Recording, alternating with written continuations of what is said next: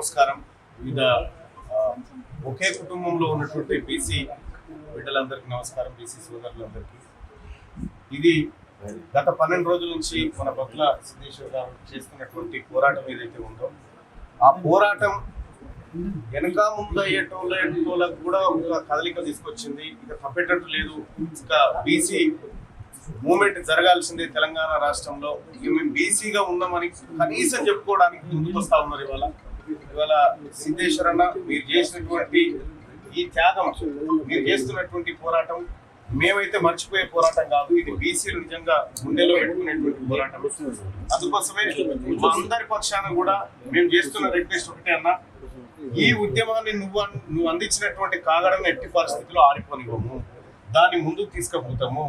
ఈ ప్రభుత్వంలో ఎవరు ఏం చెప్పినా కూడా అంతిమంగా కామారెడ్డి డిక్లరేషన్ అమలు చేయడం కోసం మీరు చేస్తున్న పోరాటం ఏదైతే ఉందో దాన్ని 100% ఇంప్లిమెంట్ చేయించడానికి మా వంతు కృషి చేస్తాము. నేను చెప్తా ఉన్నా, కాంగ్రెస్ పార్టీ తరఫున నేను బాధ్యత వహిస్తా ఉన్నా. బీసీలకు డిక్లరేషన్ అమలు కాకపోతే నాదే బాధ్యత. కాంగ్రెస్ పార్టీ నుంచి నేను బాధ్యత వహిస్తూ చెప్తా ఉన్నా. ఇంతకు మించింది అన్న, ఆ రోజు నిజంగా బీసీలకు అన్యాయం జరిగిందని మీరు భావించి అదే జరిగితే మాత్రం మీరేం చెప్తే అది వినడానికి నేను సిద్ధంగా ఉన్నా.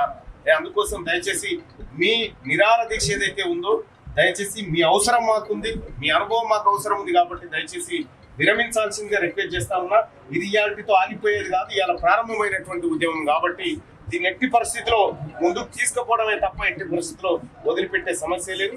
ఖచ్చితంగా నేను విశ్వసిస్తా ఉన్నా, మీ అందరి పోరాటం వల్లే, మీ అందరి ఆ వాయిస్ వల్లనే ఇవాళ తెలంగాణ రాష్ట్రంలో కులగణన జరగబోతా ఉంది. జరుగుతుంది, జరిగి తీరుతుంది. దయచేసి మీరు పెద్ద మంది చేసుకోండి అన్న, మీరు అవసరం ఉన్నారు.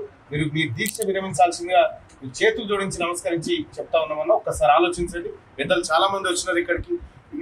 ఎన్నో పార్టీల్లో, ఎన్నో సంఘాల్లో, వివిధ ఏది వ్యవస్థల్లో ఉండొచ్చు కాక, కానీ అల్టిమేట్ గా ఒక బీసీ వాడి గుండె ఇక్కడ కొట్టుకుంటుందంటే మేమందరం కూడా వచ్చి ఇక్కడ నిలబడడం అంటే అది మా గుండె, అది మా శరీరము, నీలో ఉన్నటువంటి ప్రతి అవయవం ఏదైతే ఉందో మా అంతరాత్మతో సమానం. అది కాబట్టి మేమందరం కూడా నీకు అండగా నిలబడతామన్నా, నీ ఆశయానికి అండగా నిలబడతాం. ఖచ్చితంగా నువ్వు మా ముందు ఉండాలి. రేపు పొద్దుగాల ఈ రాష్ట్ర ప్రభుత్వం కులగణన చేసి తీరాల్సిందే, చేస్తుంది.